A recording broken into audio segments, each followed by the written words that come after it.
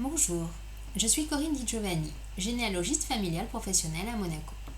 Dans cette vidéo, je vais faire un rapide tour d'horizon des particularités des recherches généalogiques dans la principauté de Monaco. Tout d'abord, il faut savoir que les sources disponibles ne sont pas les mêmes qu'en France. À Monaco, il n'y a pas d'équivalent des archives départementales françaises. Seuls les registres paroissiaux et ceux de l'état civil sont consultables à certaines conditions. Petit retour en arrière, l'histoire de Monaco a été très mouvementée, essentiellement de par sa situation géographique. Territoire génois, Monaco passera par les mains des Espagnols en se mettant sous leur protectorat pendant plus d'un siècle. S'en suivront les Français et les Sardes, suivant les périodes. C'est ainsi qu'en 1793, dans la foulée du mouvement révolutionnaire français, Monaco est intégré à la France.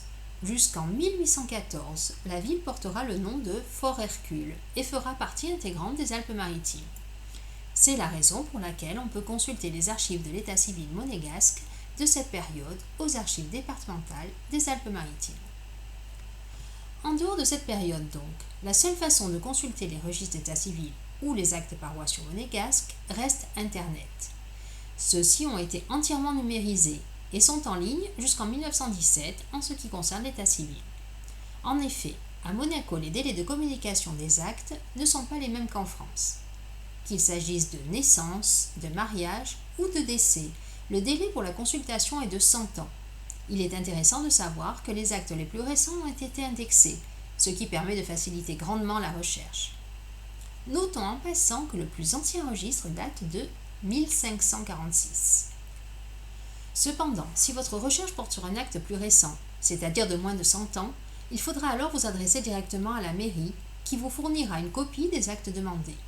La délivrance de ces actes est payante. Cela peut varier de 50 centimes pour un acte antérieur à 1900 à 1,50 € pour un acte de mariage postérieur à 1900. À cela, il faut ajouter les frais postaux, sauf si bien sûr vous venez récupérer les actes sur place. Ensuite, si vous voulez approfondir vos recherches, tout dépendra alors du statut social de votre ancêtre. Comme il n'y a pas d'accès aux archives notariales, vous n'obtiendrez pas plus d'informations que ceux de l'état civil. Par contre, si votre famille faisait partie des notables ou des personnes qui travaillaient pour le prince, il y a peut-être des informations sur eux aux archives du palais.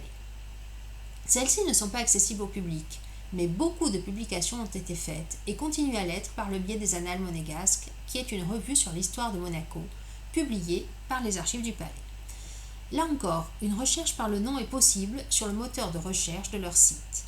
Et les numéros ou articles sont alors disponibles à l'achat en version papier ou dématérialisée.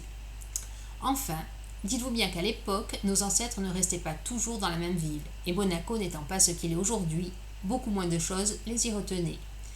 Il est donc très fréquent que ceux-ci soient partis vivre sur le territoire français, ce qui nous permet de les retrouver dans les archives classiques aux archives départementales des Alpes-Maritimes. Pour finir, un petit mot sur le cadastre. Lui non plus n'existe pas tel que nous le connaissons dans les archives françaises, et il n'y a pas de moyen de consultation. Les seuls éléments qui peuvent nous aider sont les différentes publications sur les anciennes villas ou les anciens bâtiments de Monaco, disponibles dans les divers ouvrages consultables à la médiathèque de Monaco. Voilà pour les particularités généalogiques de la principauté de Monaco et de ses archives. N'hésitez pas à venir visiter mon site internet ou à me contacter pour de plus amples informations.